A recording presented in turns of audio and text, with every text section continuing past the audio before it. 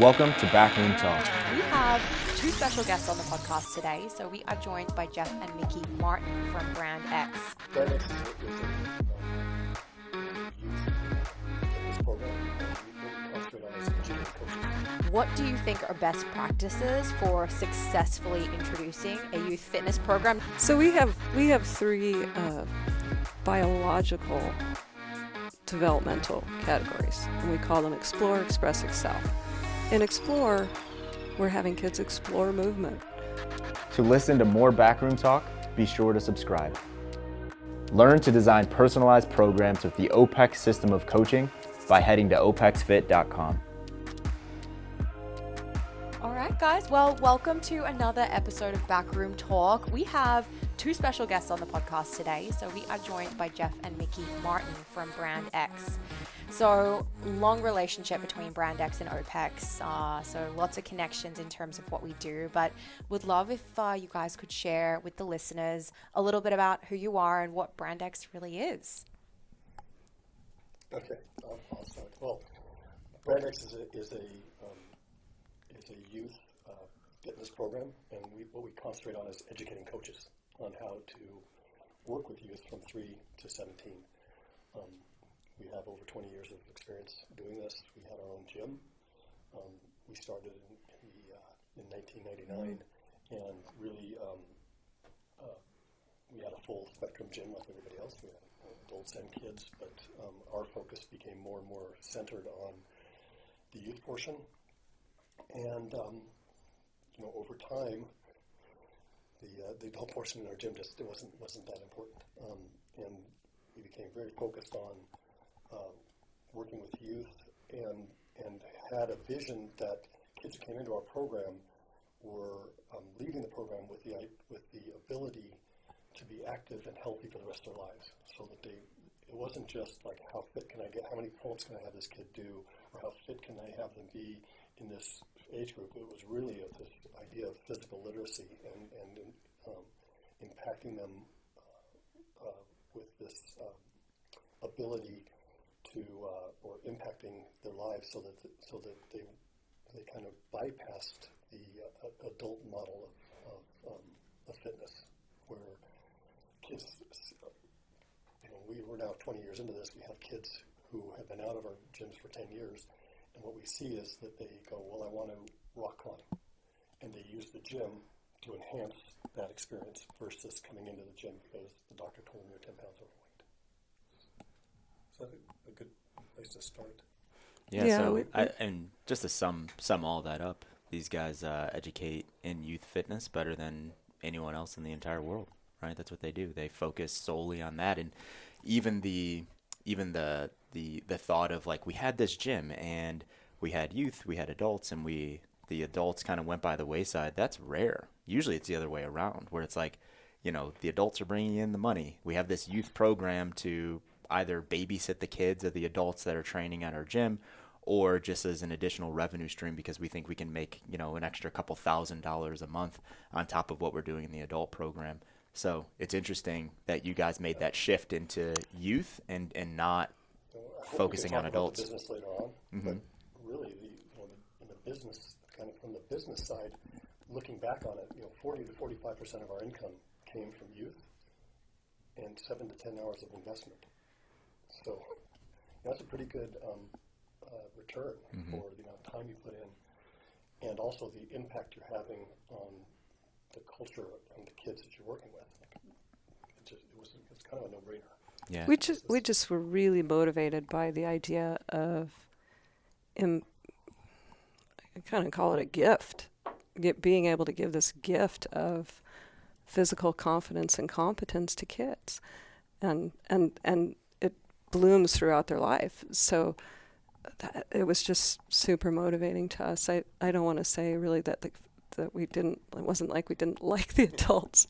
they're going to watch this, and this is not so good.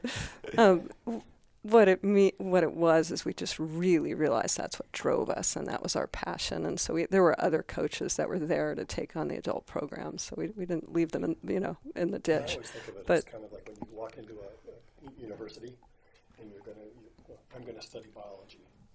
and that's this big broad thing, I'm studying biology, but by the time you get out of that, you're like, I'm studying this in biology. You know, that was really our thing. You know, we were a martial arts gym, we were a boxing gym, we were a kickboxing gym, we were a fitness gym, and you know, we just kind of went toward this narrow focus of youth. And then I'm sure everybody has this, but the ability to now have some interaction with kids who've been through the program, getting an email from the kids going like, I walked onto a university campus, never played the sport, decided to play the sport, and now I made the team. That's kind of cool. Yeah. It's really cool. Yeah, you guys have been doing this for over 20 years, so the first question that comes to mind, it's like, what is the evolution or even regression that you guys have seen in just movement with youth over the past 20 years? So I'm going to back up even further and go to when we were kids, so half a century at least. 35 years ago. 25 years ago, sorry. I'm not saying anything people aren't aware of, but things have changed a lot. We acknowledge that, but what we do is sort of look at the granular level of that. How is that really impacting daily movement for kids? And where we were, how we grew up, I spent 2 to 5 hours after school running around the block with 20 other children doing everything. Kick the can, flag football, climbing trees, building stuff, throwing things, kicking things, rolling, trying gymnastics. One child would maybe be in band and would have, or not the marching thing where they did the baton. I don't even see that anymore. And everybody would try it. Mm-hmm. And then somebody'd have a pair of roller skates and everybody try on that one pair. And, it was a massive time that kids had to move and play, and the psychosocial benefits just beyond the movement were huge, and we're just discovering now, because it's leaving, how important that was. So let's get now to, we open a gym and we see where kids are. And we saw there were some gaps in sort of the variations of movements that we thought of as basic, like could they do push-ups, could they do sit-ups? And at that time, some of the, I think it was Cooper, what's the test that they use all the time in the schools? Is it Cooper? No, I just completely lost it. You hadn't said Cooper. I'm sorry. Okay, so you guys are going to edit that out. We'll look it up and we'll drop it in the show notes. Awesome. It was the fitness. So the Fitnessgram started testing portions of movement. So they'd have like the curl up, so that you didn't have to complete it, or pull-ups that were all kinds of things that weren't actually the movements that we had known and were teaching, so even within a martial arts context. So we started to see, okay, that's a little different. So we focused on those sort of primal movements and the full range of motion for those movements at the beginning. And then we started to see, and I'm going to fast forward now 10 years, wow, wait a second, there's some weird other things happening. That assumptive movements like skipping or jumping jacks or jumping and landing patterns where kids could not initiate with both feet and land with both feet simultaneously, that they had this stutter step in the initiation and a stutter step in the land. And it was between about 2010 and 2012, that became more prevalent than the opposite. So we saw more of that than we saw the ability to jump and land simultaneously. What's going on? So 2010, you saw a decrease in, let's just call it natural athleticism in kids. Right, and we sometimes refer to that as their movement vocabulary. What words do they have in the language of movement? What pieces and parts do they possess and can use and draw upon? Right. So we see that that's happening, and we start looking. Is there new information coming out? Because we've been watching. Is there something new that we're missing? Turns out the iPhone was 2011, and the access to the internet from a phone was 2011. So there's a lot about that we can delve into at another point, but that started to change things. Fast forward again to 2020, 2021, what we're hearing, because our personal gym, we closed in 2018, and now we have labs around the world and then are in contact with hundreds of other coaches. And what they're telling us now is it's running. That running is unnatural for many kids that are coming into their programs. And that's stunning and scary.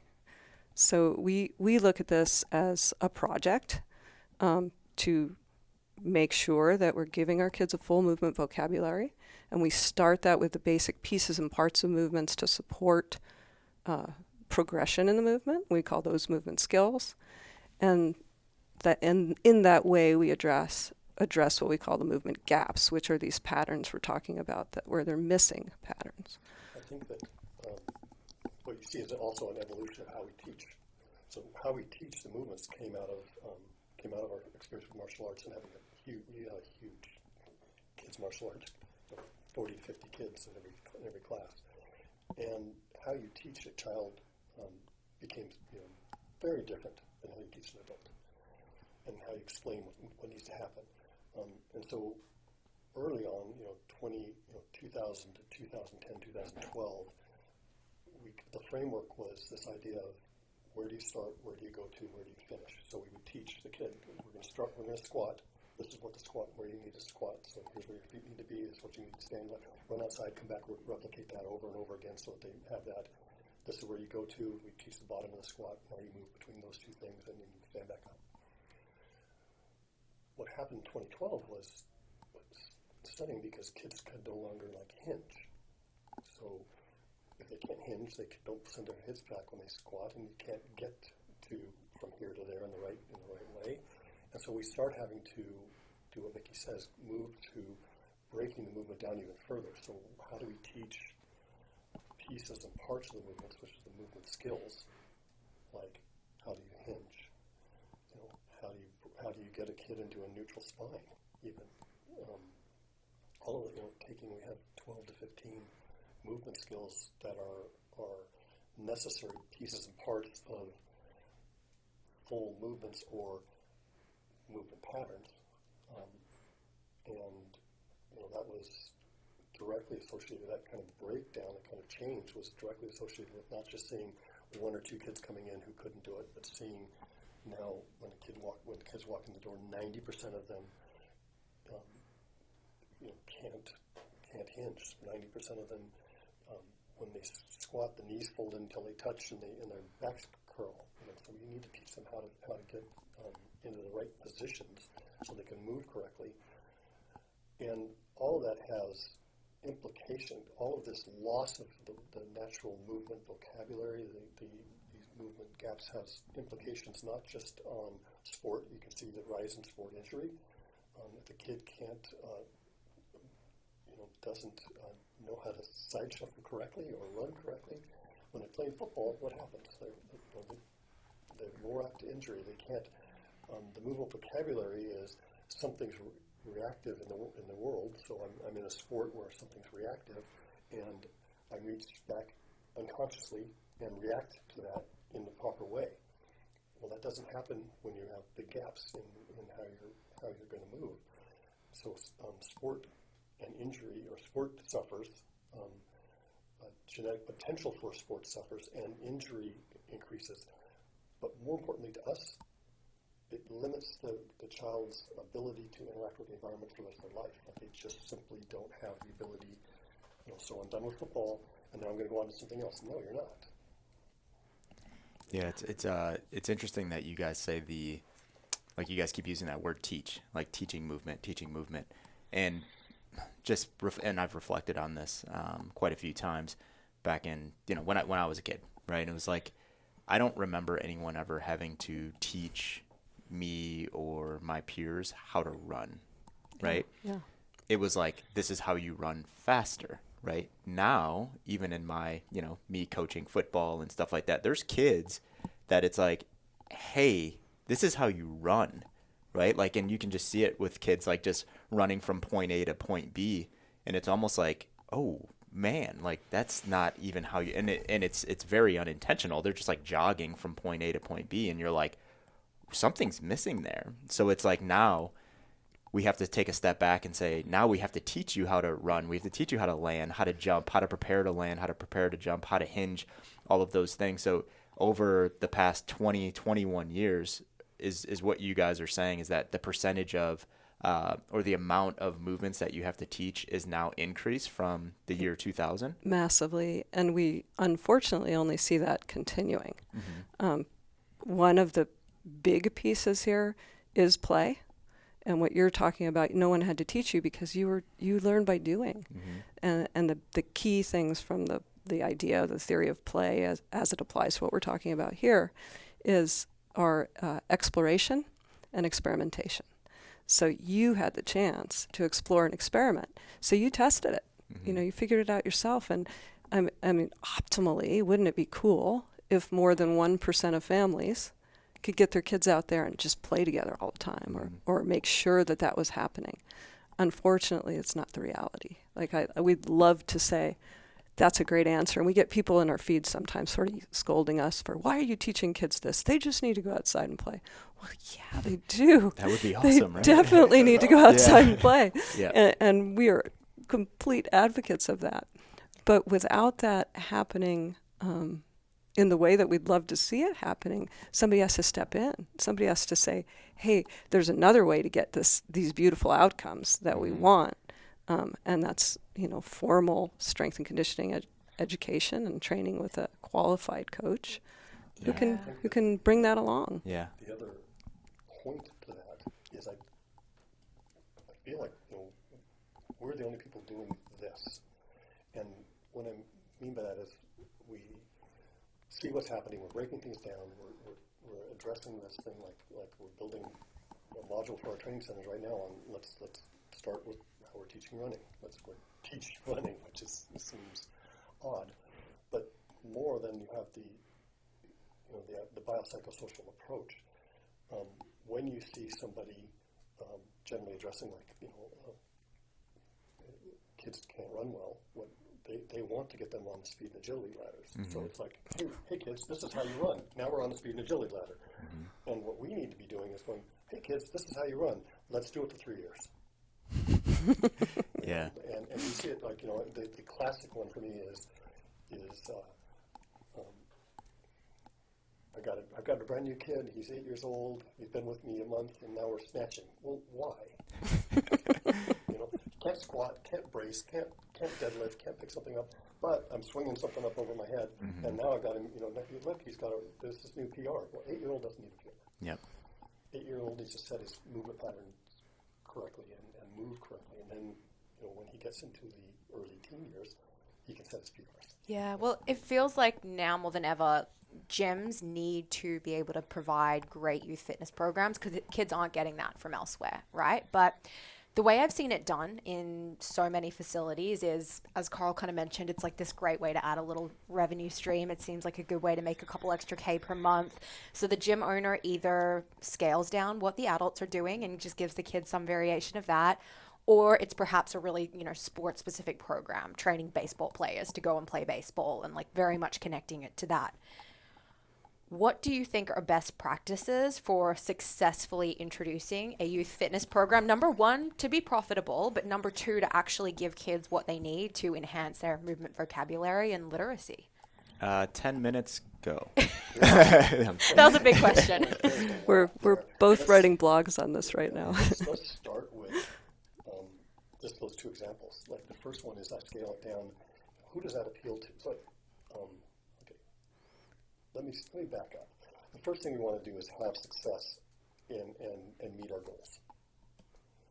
One of the things I see with youth programs is they don't. I asked probably over 50 people this year, what's the goal of your youth program? 0 are able to tell me what the goal is. You have to be able to articulate the goal, to be able to monitor how you're moving toward that goal, and that's important to the client. The client is not the kid. We serve youth. We do what's best for youth. We help youth move from not being able to move well to being able to do whatever they want for the rest of their life. That's what we do. But the client is the parent.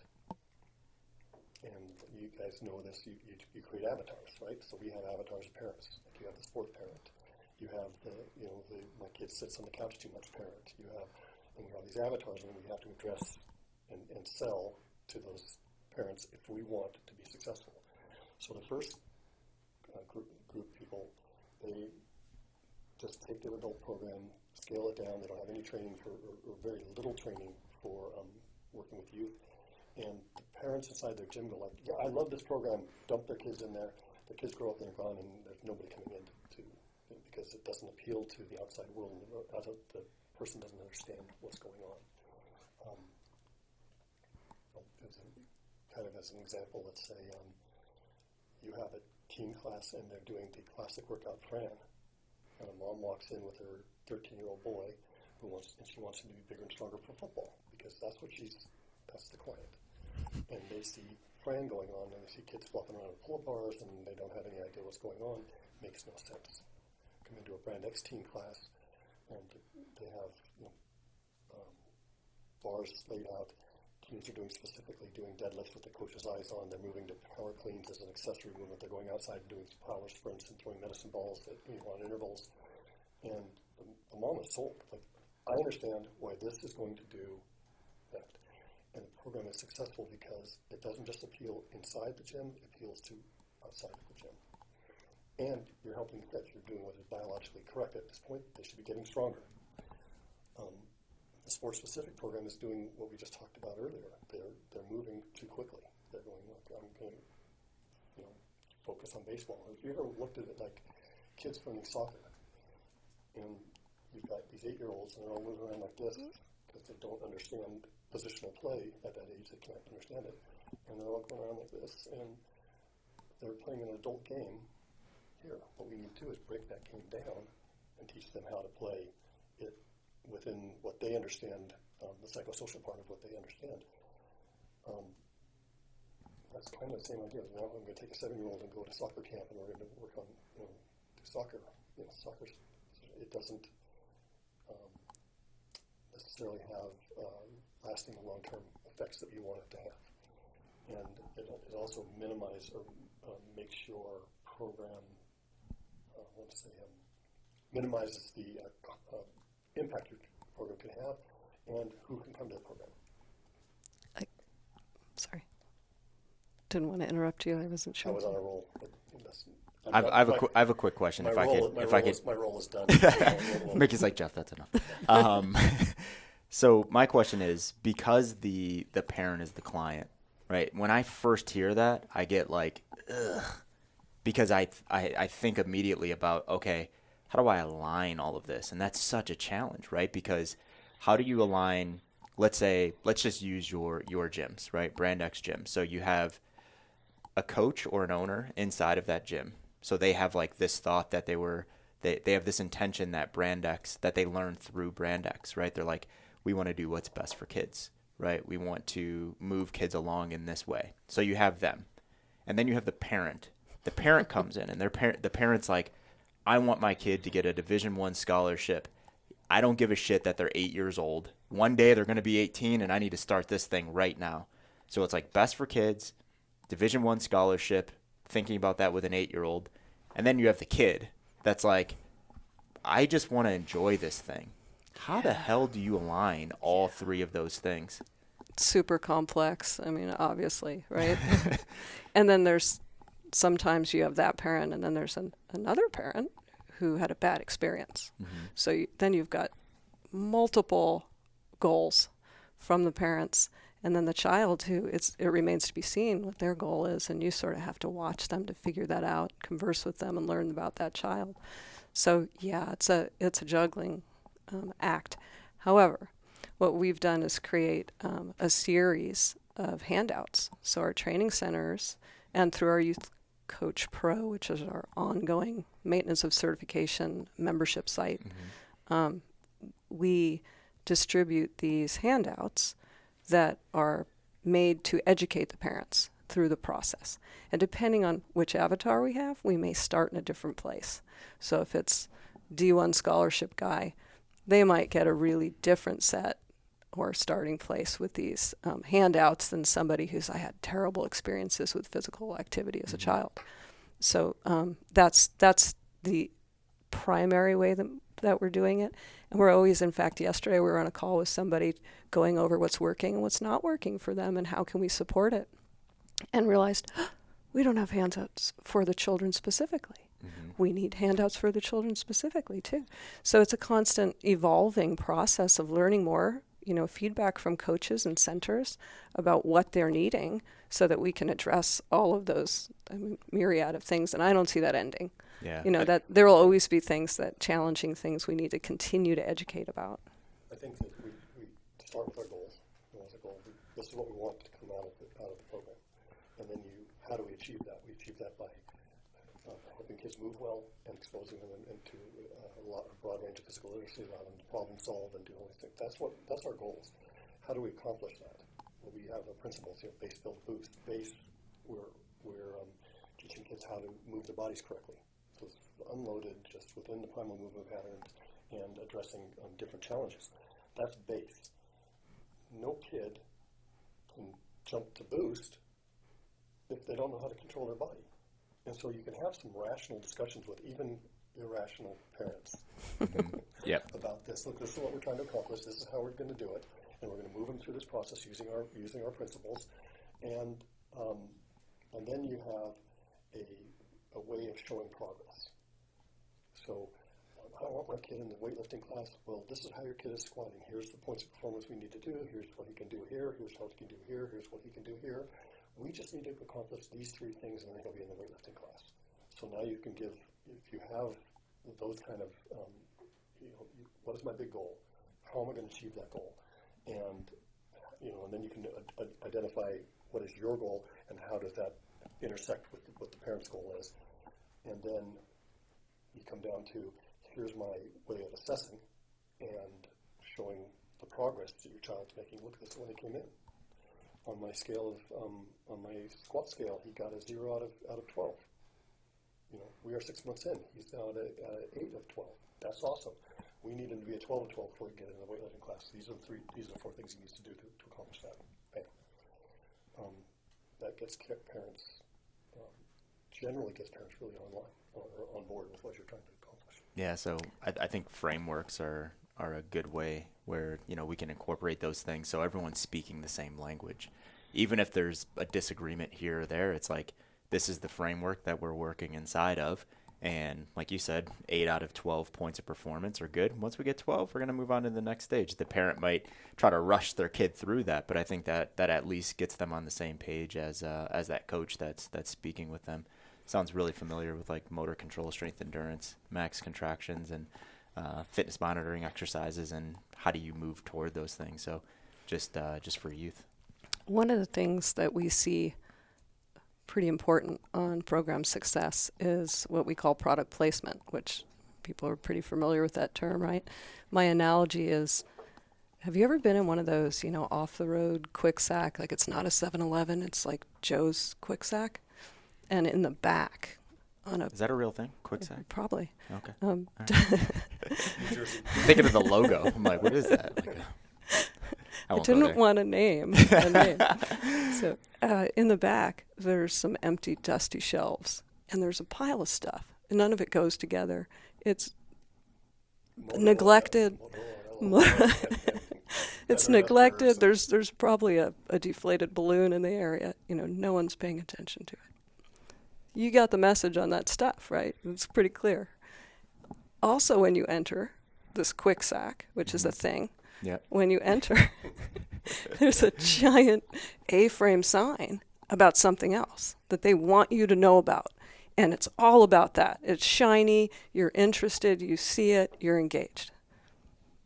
People put their youth program in the back dusty shelf, and they tell you it's not important because they placed it there. Mm-hmm. That is the program that operates in the corner of the adult class. Yep. With a rotating, whatever coach is available, not necessarily educated. Maybe they have kids, they're a kids coach. Or once they played youth soccer. Those are the qualifications. So we really need a rethink on if this is important, make sure people know it. I walk into a gymnastics facility. Our granddaughter's going to gymnastics now. Of course, we've been there a few times. It is all about this is important. Everything speaks to the importance of the program. If you miss a class, you have to do a makeup class, and they're on you about doing the makeup class. If you miss too many classes, you're off the roster. We're doing the opposite thing with the youth programs. People are we're not advocating this. People are offering things like pay per class or punch cards. They don't do that in successful gymnastics facilities. So it's a very much a look at how you've placed it, what it looks like to your client. Do a walkthrough with your team. Okay, we're walking in, we're prospective parents. What are we seeing?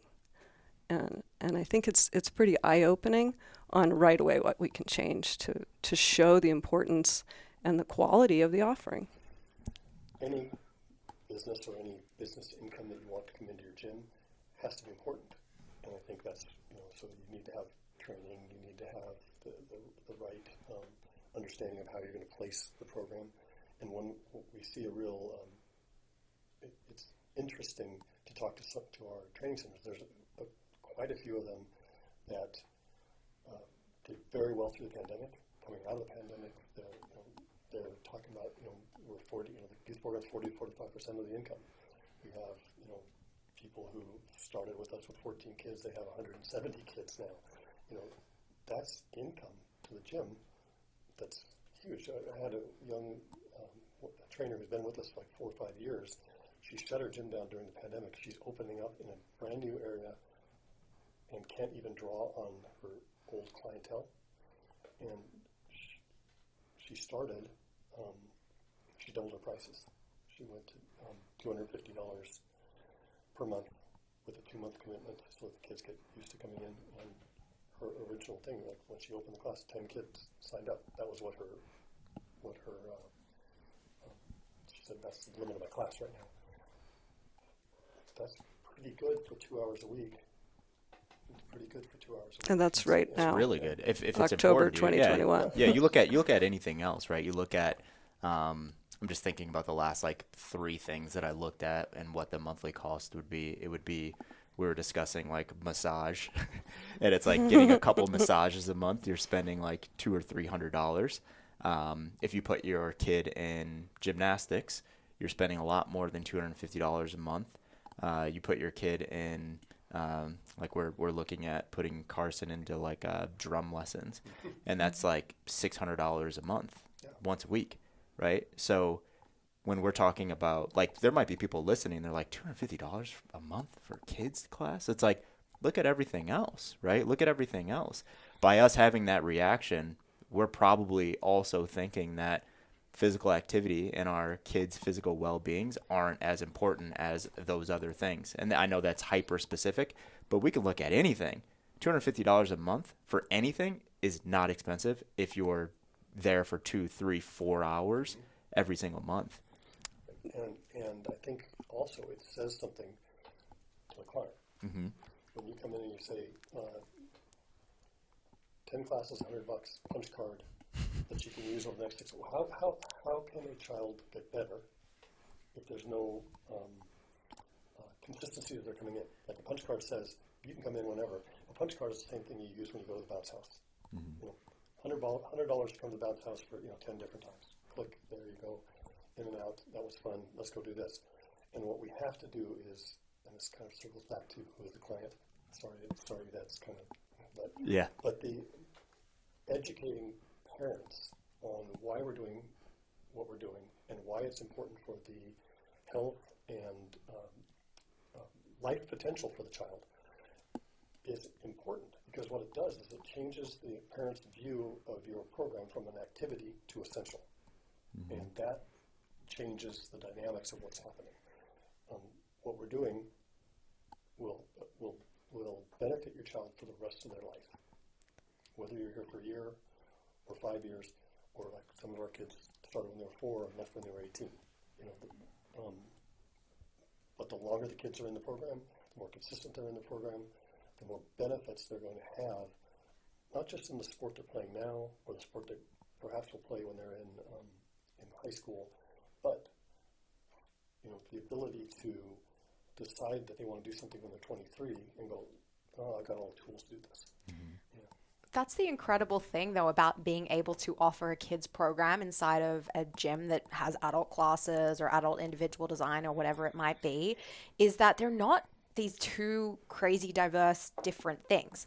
Obviously, there are differences in training kids and training adults, but the end goal is to create a healthy human who can navigate life effectively, and what you're doing on the kids side ultimately feeds into what you're doing on the adult side. So why should we be talking about these things differently, giving them different amounts of priority and value?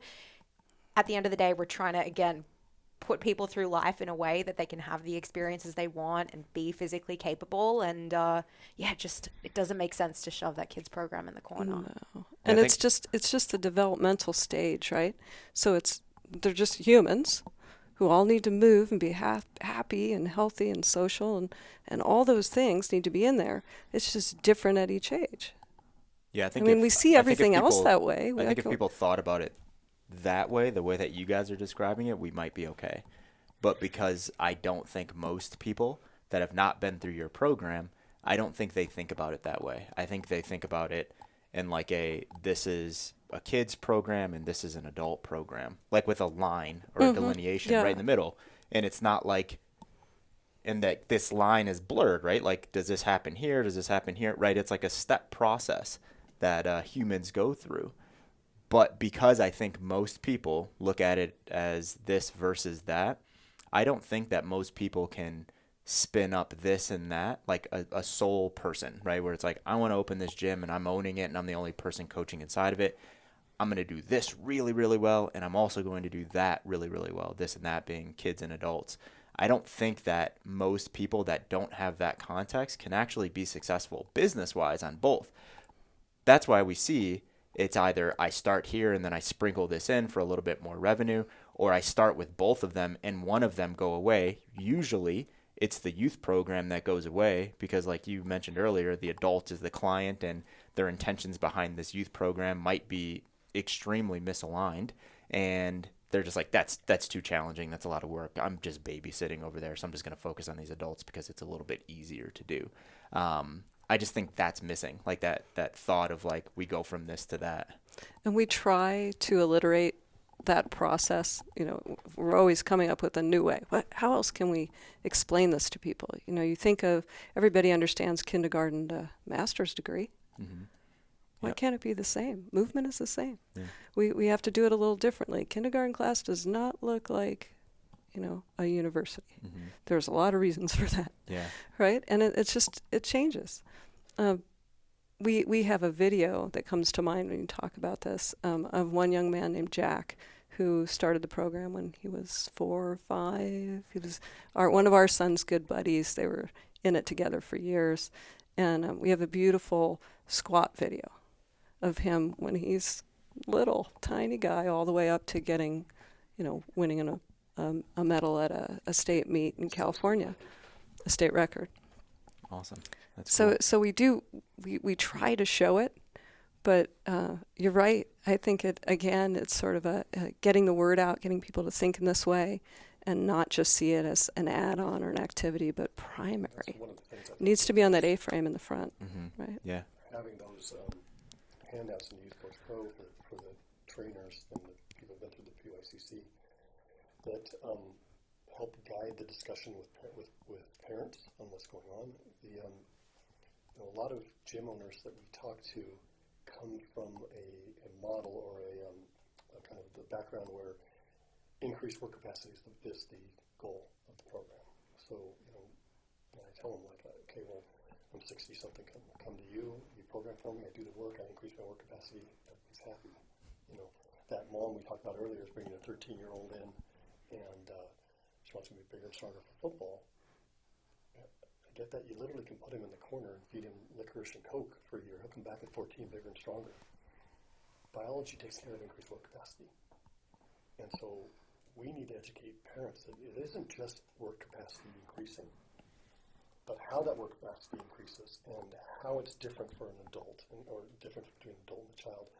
And really, the goal is that they can take that capacity and apply it outside of our gym. The fact that they come to our no parent, or very few parents, bring their kids to the gym to be good at gymming. They don't. They bring them there so that you can show them that they came here and now they're better at soccer, and now they're better at football, and now they're better at lacrosse, and now they were sitting on the couch and they're going like, hey, I want to do this on the weekends. Can I go to a rock climbing gym? Yeah, awesome. That's what they bring the kids to the gym for, and you have to teach them. It isn't just, although it might be a great part of it, their deadlift went up 30 pounds, or they've got 5 more strict pull-ups. All that's awesome, but that's only contextual within the gym. What we want to do is train those parents to understand, like, look, they can do this and they can do this, outside the gym, and then we're setting them on a different path and training the parents to understand that we're training them on a different path. That our kids who leave our gyms don't necessarily have to come back to a coach and go like, hey, what is my workout plan? Some of them do, though. Some of them do, but it's check in. Hey, is this work? But usually they come back and they go, this is what I'm planning on doing. What do you think? Yeah, that's awesome.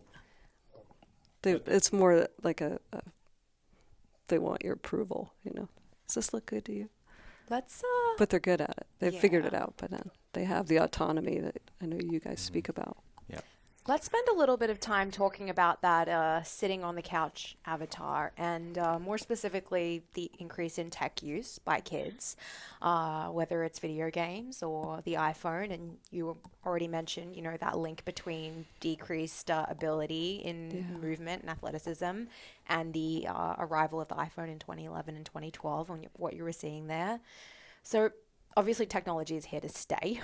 We've got laptops in front of us. We've got these headsets on. I'm very grateful for all of this technology. But, I coach kids jiu-jitsu, and a lot of the parents come in and they're like, my kid's been playing video games all day, want to get them moving. The kids talk about their, tech, and, they want to get off the mat and back to, holding their phones. So do you think it's a problem? What is the problem there? There are a few of them.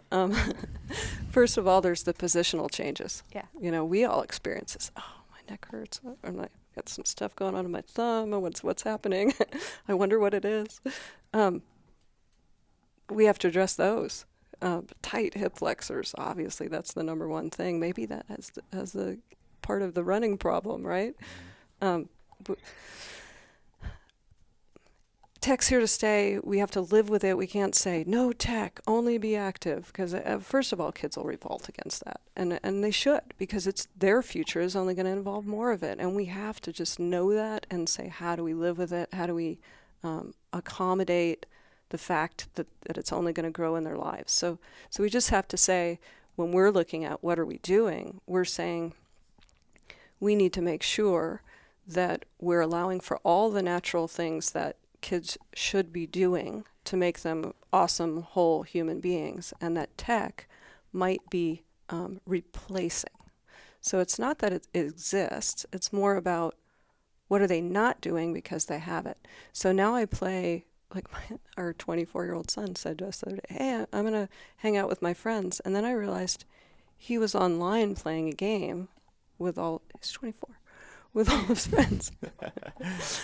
I thought he was going to actually go hang out with them, They're outside playing, what's that game I called? don't know. Where you throw the ball in and it comes out you get points, not funnel ball. It's like a hoop. You throw it in and there's a bunch of... I don't know. No, but there's a bunch of that quad volleyball thing? No. This is way old school. So it was usually next to the tetherball thing. You throw it in the top and then it comes out. There's 5 holes, and you get points based on what hole it comes. It's like a carnival game thing too. I'll Google it, okay. But I'll use technology to figure this out. But I thought your 24-year-old was playing that. And he is massively active, so no shade on him. But the deal is, what they're missing, a lot of the things, and there's super massive resources on this. The first one on the iPhone situation and what's changed, Dr. Jean Twenge, written probably 5 or more books, excellent pieces on how the iPhone impacted everything for that generation. She calls it iGen. Everybody else has been calling it Z. Play play. We're going back to the play thing. So play, movement experience and movement solutions and all the beautiful things that play provides movement-wise, psychosocially, even more so. So we're seeing not correlation, but we're seeing not causation, but correlation. Thank you. With lack of play and social anxiety, lack of play, depression, lack of play, mental illness. I just added a document written 10 years ago by Dr. Peter Gray on the psychopathology of these changes and lack of play and what's going on. 10 years ago, he wrote it. So he saw it happening, wrote this paper. It's not even new now. Now we're a decade in, at least, on this loss. And so, and Charlie Hone, another great resource on play and mental health, and he's an adult and sort of found it then. Hey, as a young adult, found why is all this going on? And it was lack of all the social, beautiful things that happen during play. And I talked earlier about experimentation and exploration being super key for the movement aspect, but cooperation and negotiation, individualization.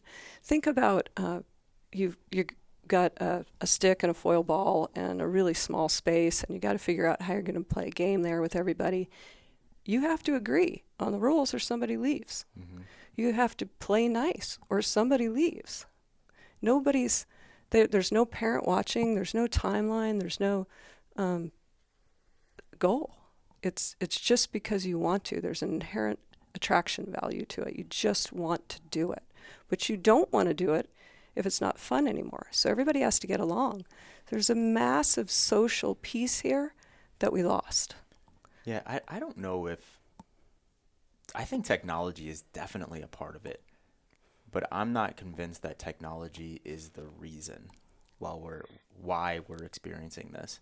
And this is like N equals 20, right? Because I just look at like my generation and what I did as a kid. Technology was there when I was a kid, right? Like I actually played a lot of video games when I was a kid. I played a lot of Madden NFL football. I played a lot of NBA Live with my friends and all of that. But my environment was set up where we always had the ability to put the controllers down and go outside and mess around. And that's the change that Twangy talks about. Yeah. So I haven't read that, but that's interesting, right? So it's like... The internet is now in your pocket. Yeah, but even I think environment has something to do with it as well. Oh, of course. So I go back to my generation and the friends that I grew up with that now have kids and have bought a home and they have careers and all of that. And I experienced this with our two homes ago that we purchased. We purchased this, nice home in this brand new, not established neighborhood where there's no kids there, right? So we moved into that environment with at that time, just a 2-year-old, right? And then, eventually it was a 5-year-old and a newborn. And what I noticed over those years is like, oh my gosh, I have to be extremely intentional about this, 3, 4, 5-year-old actually getting out and playing because there's no kids around here to play with. I'm in this brand new neighborhood. There's one kid that lives a half mile down the road and it's just total isolation. Really nice house, but it's cookie cutter, suburbia, which a lot of people are moving into now. So I realized that the environment actually makes a huge difference. And in those years, it was like very intentional. We have to go to gymnastics this many times a week. We have to do this many times a week. And there was no opportunity to just, hey, put the thing down, go outside and play with your friends. Yeah. And not until we experienced that probably 4 years ago when we moved into our current neighborhood where it was like, oh, this is way better. There's like 30 kids in our neighborhood and our kids are always outside. And then they'll come in, turn on the PlayStation 5 with a friend, and then go outside and finish playing. You know what I mean? So it's like It's almost like this natural environment of having the ability to go out and do it, where I think some parents, I'm not saying this is the case for everyone, some parents, they have to really work to get their kids out because they're in an environment that doesn't allow it really naturally in a natural way. So technology is just really, it's an easy way where it's like, there's nothing to do. I don't really have the time to like go down and, do the foil thing and like figure out the rules and negotiation, all of that with my kid because there's no friends in the neighborhood. Just watch something on the iPad because that'll buy me a couple hours. That is all of it. But, so we grew up at the same time period differently. Mikki grew up in a place where there were lots of kids. I grew up very rural. I can remember, 6, 7 years old, my mom taking me a mile away to meet kids. And then how it worked with us was, we'd talk to the kids at school, okay, we're going to get done at, school. After school, we're meeting at the vacant lot. And the kids would walk, half a mile, 3/4 of a mile to the vacant lot, and then we'd play and do whatever, throw rocks at each other, things like that. But, there were no balls back when I was a kid. So, Jeff's like 800 years old. Rocks and sticks to play with sticks. But, it is kind of the culture and the environment. Things have changed. No parent, I would 8 years old, get on my horse and be gone for the day. Like my parents, there were no phones. Gone. I'd get on the horse, 7 a.m. I'd come home when it was dark, and my parents would kind of go like, "Well, I came home. That's awesome." People don't let their kids walk in the street anymore. That going on. So the culture's changed. So you won't have this rural even in an environment where if you were a mile away from everybody, you're not going to let your 7-year-old walk down and go to the park by themselves and meet 7 other kids and play. That's just not done anymore. Yeah, we talked about this a couple months ago, and like the whole like scare of allowing your kids to get out and explore and all of that, and a totally different conversation and where that came from. But the reality is that believe it or not, we're a lot safer today than we were 50 years ago, because of the advances in technology and how there's always someone watching, right? But there is that natural fear, and I've felt that as a parent where I had to like check myself, and I'm like, we had our 10-year-olds like, hey, can I ride my bike to Starbucks? It's like a mile away with a friend. And I thought about it for a second, and I'm like, yeah, go and do that. Be safe. Don't get hit by a car. Okay, cool. High five. And he found his way back home, right? And I think a lot of parents are like, absolutely not. I'll drive you to Starbucks. I'll wait in the car while you hang with your friends and read a book, or I'll be on the other side of this. Where it's like, I don't think a lot of parents feel comfortable enough to just say, yeah, go out and make that thing work. We absolutely had to balance each other. I was definitely the safety lady, and finally got to the point that I realized I was stopping them from that experimentation they needed to have, and experiences and all of it. And but I would literally turn around sometimes watching what they were doing, or just like, you know what, I'm just not going to be involved because if I just don't think about it, I'm okay. But one thing I wanted to add about, you were referencing the tech when you grew up, and I'm going to guess like 90s, maybe early 90s. 2000s, right? Yeah, 90s. So the difference now... Pretty old. The difference now is the addictive quality. That's been added since you were doing it. Yep. So we have kids now that they can't stop. It's addictive. And then all the social media aspect that's been added on top of that. So we've spun up the instances in which kids are... It compounds. So if you have taken away the playtime and you've taken away the experimentation and all of that good stuff that they learn from being part of a group and a culture together, you take all that away, and then you increase the isolation and the problems that we see with social media. Now you got a real problem. One of the things we talk about in the professional youth coach course is how do we bring some of that back in? How do you create a resilient child? Well, you don't create a resilient child by keeping them from falling, or from experiencing things that are dangerous, within the realm, don't throw a sword at them or a spear at them. That's dangerous. Don't catch here. But they have to experience these things. They have to experience failure to learn to be resilient, to change them. And so in the PYCC, we talk about how do you change your language as a coach to teach them to change their language, what's going on in their heads. So I can't climb a rope. I'll never climb a rope. Well, you can't climb the rope today. What can we do? We can grip the rope. We can do these things. That's what we can do. Let's build on those things. And you teach somebody, a coach, to help them learn to be resilient and have resilient language in their heads. But part of this whole culture change with the tech is that we've lost some of that ability of things that we just learn naturally. Mm-hmm. And we have to bring that back in.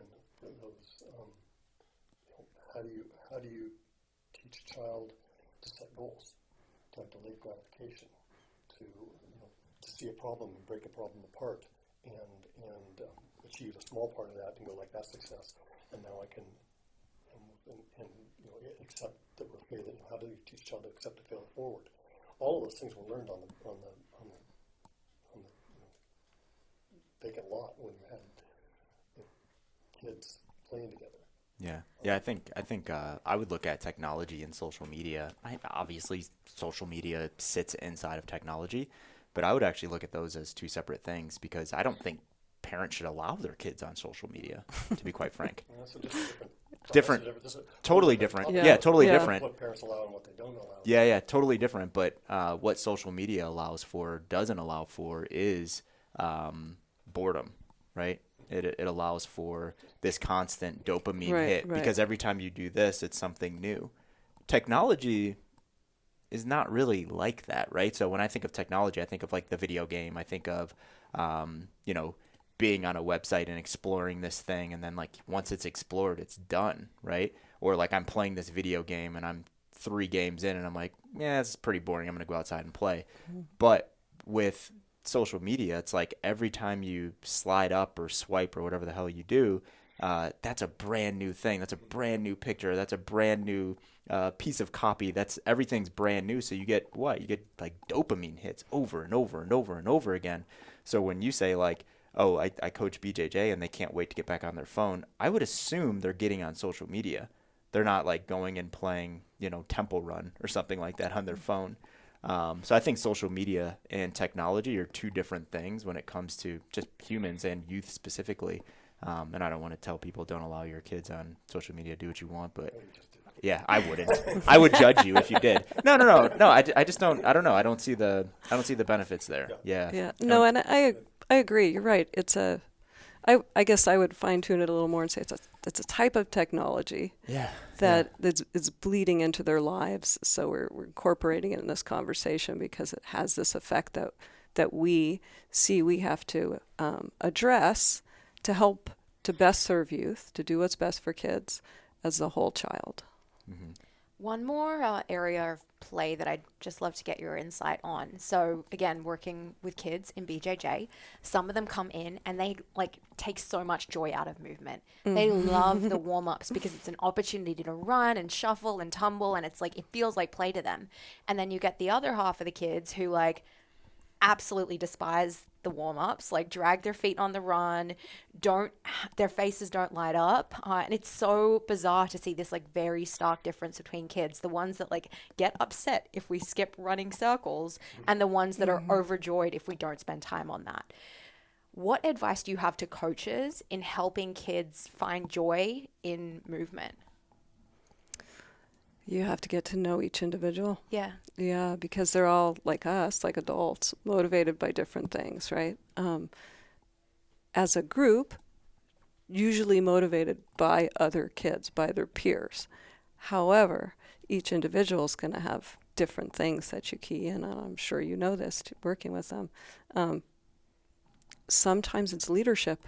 Sometimes it's not movement-based. Sometimes it's, I want you to be my helper.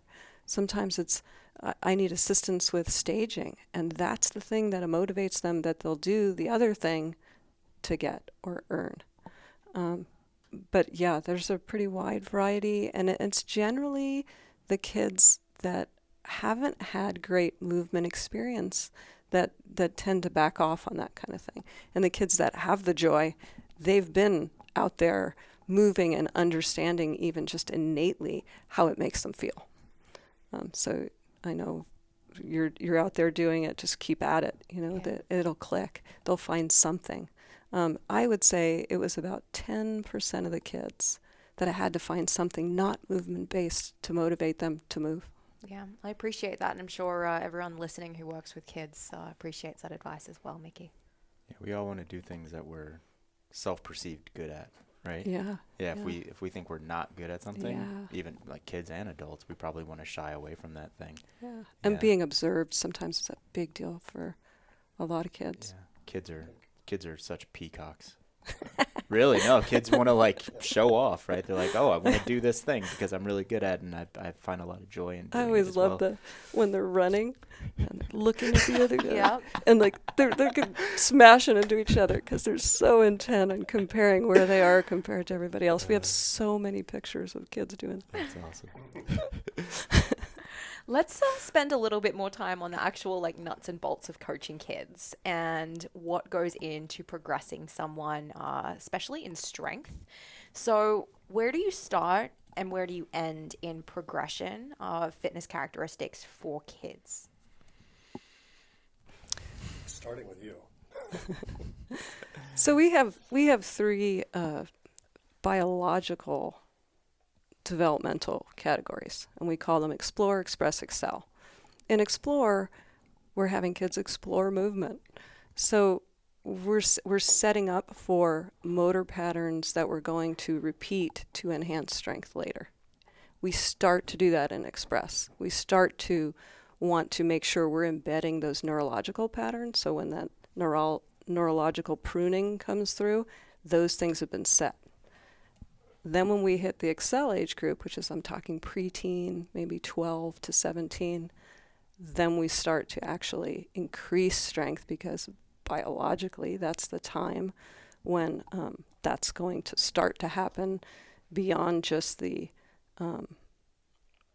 sorry, I'm like losing my train of thought. Can we? No, that was great. The groups are, that Mikki was talking about, the explore, that's 3 to 8. Oh, I didn't define that, did I? 3 to 8 Ish. Yeah. They don't really need to lift. They don't really need to lift weights. I mean, you may have them lift something, like backpacks or something, but they just need to learn to control their bodies. 8 to 12, we got to set the movement patterns that we're going to use when we move into the teen years, basically 12 to 17, which is the Excel group. And then we have to kind of come back to what do the experts say. So the experts, are people who study youth fitness, like Avery Feigenbaum, big name, Lloyd is another one out of Andrew Lloyd out of the UK, and then the governing bodies that like American Academy of Pediatrics. What do they say? They don't just say launch kids into lifting weights. They say kids ages 7 through their teen years that strength conditioning is good for them. That this will help them in sport. It will keep them safe. The two fundamental caveats to that. Like everybody jumps on the first thing. Well, we should have our kids do strength conditioning, 7 to 18. They say the coaches need to be trained in what's developmentally appropriate for children, and this is the big one. The program needs to be designed for children. So what we generally see is like, okay, well, I've got kids 12 years old, time to start lifting weights. 5x5 Texas style. Let's go. Boom. Guess what? That doesn't meet any of the requirements. So at Brand X, we start as young as 8 years old, teaching kids the proper way to lift.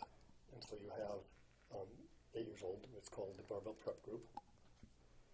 They get invited to that group. That they have to show that they have the maturity to take the coaching and move on to the platforms. And these kids are 8 to 12 years old.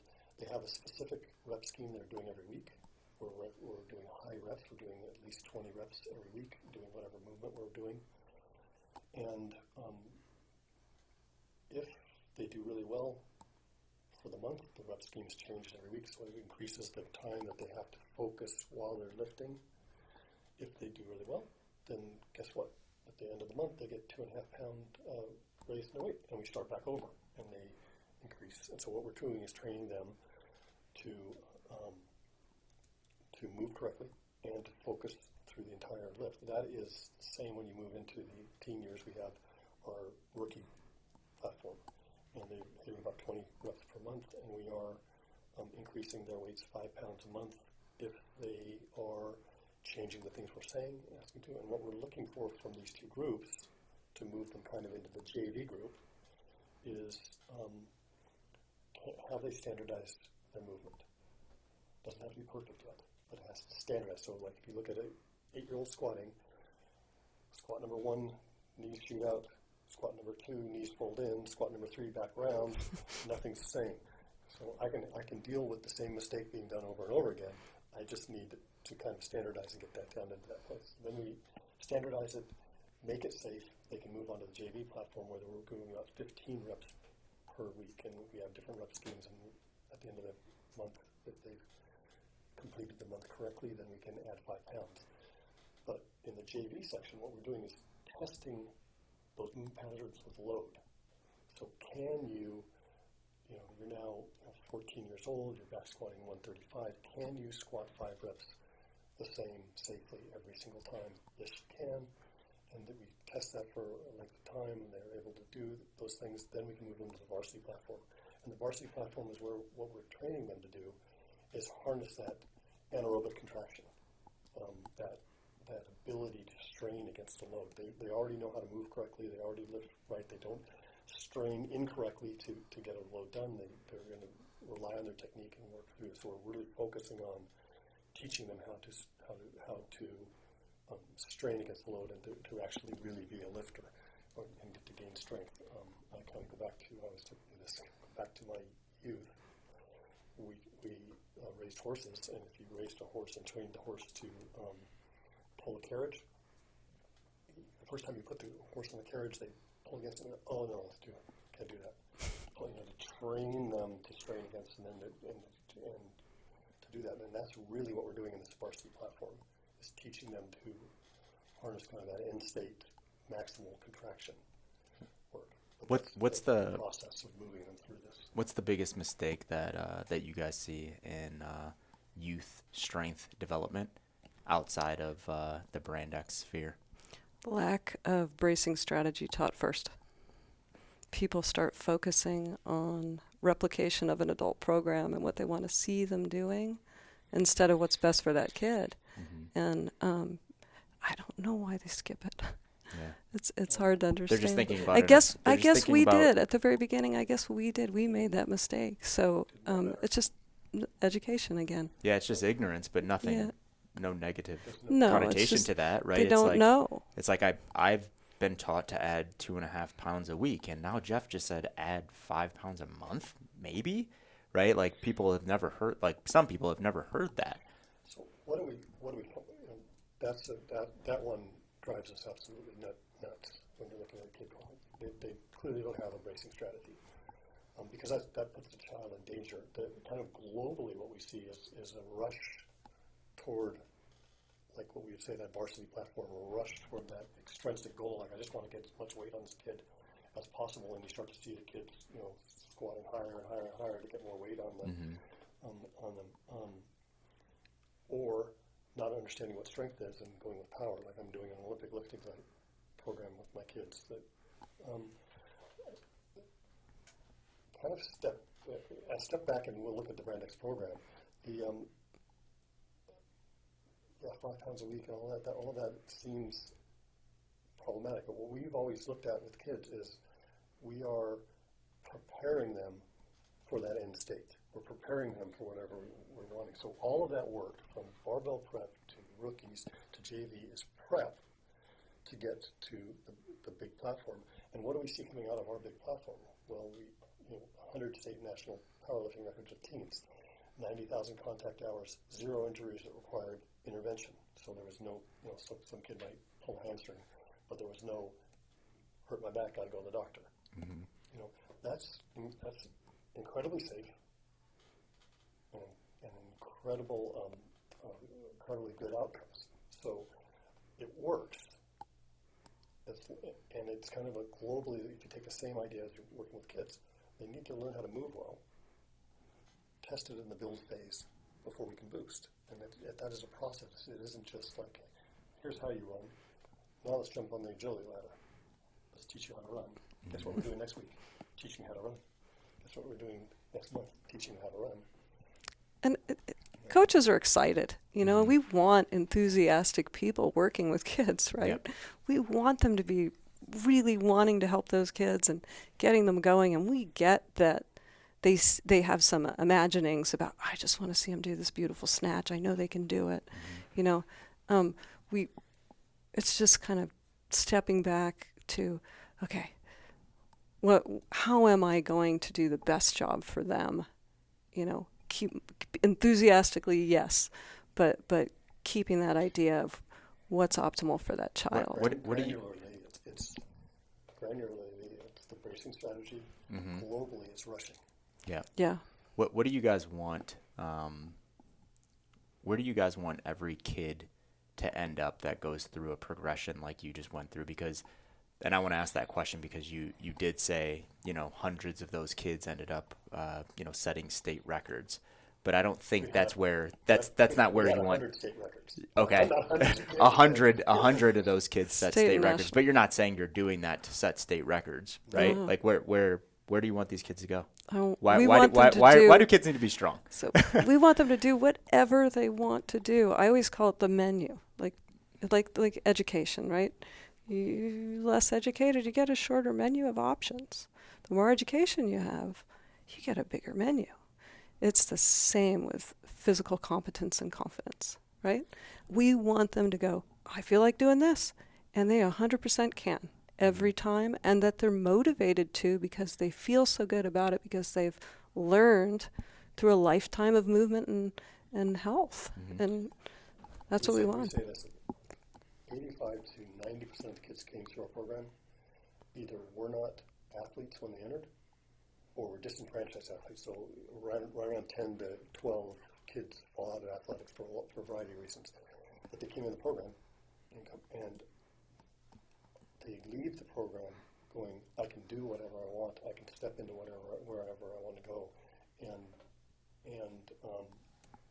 So you take these kids, for us, take these kids who don't see movement as an option in their life to a place where they don't see a life without movement. Yeah, I like that. I like the way you put the menu thing, and then as well, like, you know, you guys want kids to do this so their options aren't limited because of their physical inabilities.